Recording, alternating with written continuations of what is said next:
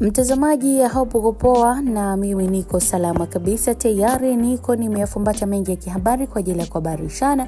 Karibu sana, usiache kusubscribe, kushare, kulike pamoja na kucomment.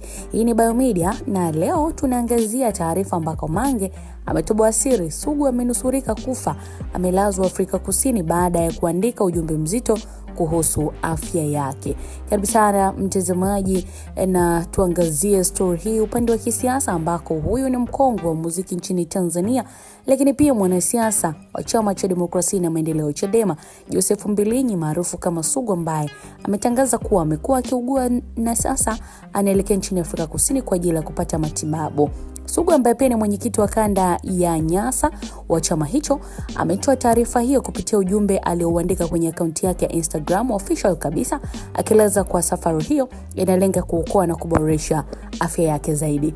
Katika ujumbe huo, Sugu amesisitiza kuwa hajawahi kuomba michango kwa ajili ya matibabu yake, hatua inayosema inalenga kuondoa sintofahamu kwa baadhi ya watu wanaweza kudhani tofauti.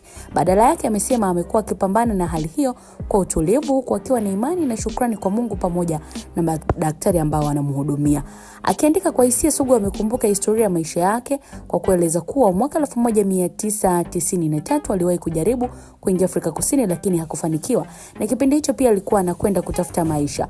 Lakini hata hivyo ameeleza kuwa sasa mwaka 2026 amefanikiwa kuingia nchini humo, lakini safari hii si kwa ajili ya kutafuta maisha tena, bali ni kwa ajili ya kuokoa maisha yake.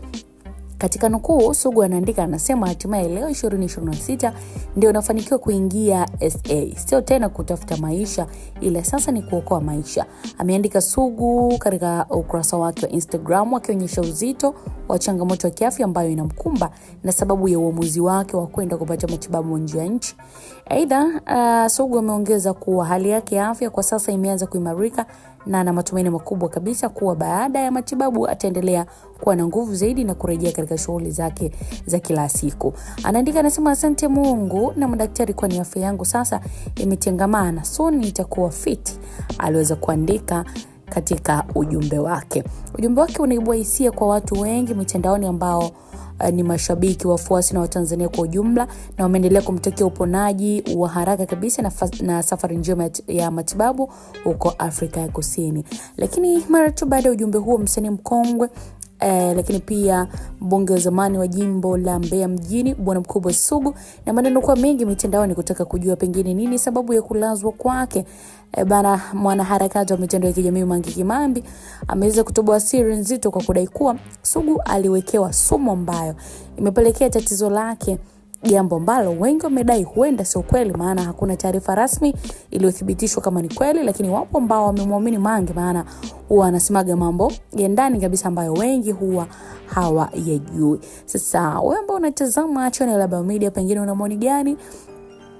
Unaamini kweli huenda Sugu aliwekewa sumu au ni magonjwa tu mengine ya kawaida ambayo yanamsumbua kama ambavyo wengine wanasumbuliwa? Tutuandikia maoni yako kupitia comment section, tutapitana na next video kwa uzuri kabisa. Hapo umeweza kuenjoy mwanzo mpaka hapa ambako tumefikia.